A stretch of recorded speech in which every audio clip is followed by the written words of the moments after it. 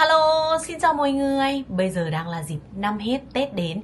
Chúc mọi người một năm 2024 thật nhiều niềm vui và bắt đầu thật nhiều thành công vào năm 2025. Chúc mừng năm 2025 thật rực rỡ. Em biết được là người Việt ăn Tết dương lịch chỉ bình thường, ăn Tết âm lịch mới lớn, thì người lạ cũng vậy. Họ ăn Tết ngày nay cũng bình thường, nhưng Tết Bun Pi May hay là Tết té nước, tương tự với Tết cổ truyền của Việt Nam là họ ăn rất lớn. Cho nên hôm nay dịp năm mới mình có một số lời chúc Tết rất hay và ý nghĩa. Mọi người luyện tập để đi chúc Tết nhau nhé. Đầu tiên chúng ta sẽ học về các mẫu câu và từ vựng trước. Từ đầu tiên là từ xạ bài đi Pi May thì có nghĩa là chúc mừng năm mới. Từ khó hay có nghĩa là cầu cho hay là chúc cho. Từ mí khoám xúc là hạnh phúc.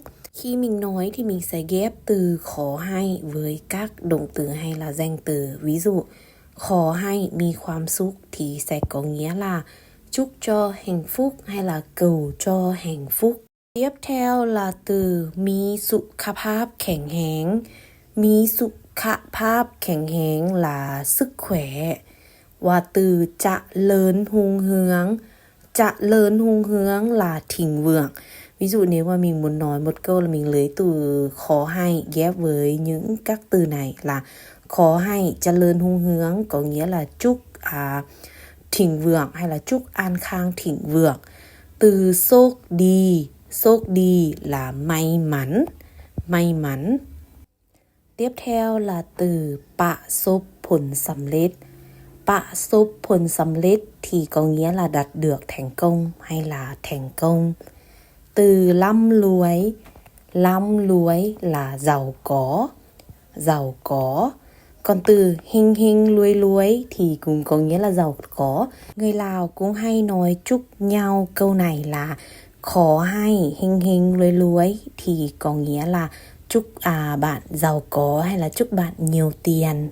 Tiếp theo là chúng ta sẽ xem một số mẫu câu chúc mừng năm mới. สบายดีปีใหม่ขอให้สุขภาพแข็งแรงและมีความสุขตลอดไป thì tiếng Việt sẽ có nghĩa là chúc mừng năm mới, chúc sức khỏe và mãi mãi hạnh phúc. Từ ตลอดไป thì tiếng Việt sẽ có nghĩa là mãi mãi. มีความสุขตลอดไป là mãi mãi hạnh phúc. สบายดีปีใหม่ขอให้สุขภาพแข็งแรงและประสบผลสำเร็จในหน้าที่การงาน chúc mừng năm mới, chúc sức khỏe và thành công trong công việc. สบายดีปีใหม่ขอให้ธุรกิจเจริญรุ่งเรืองเฮงรวย chúc mừng năm mới, chúc an khang thịnh vượng và giàu có.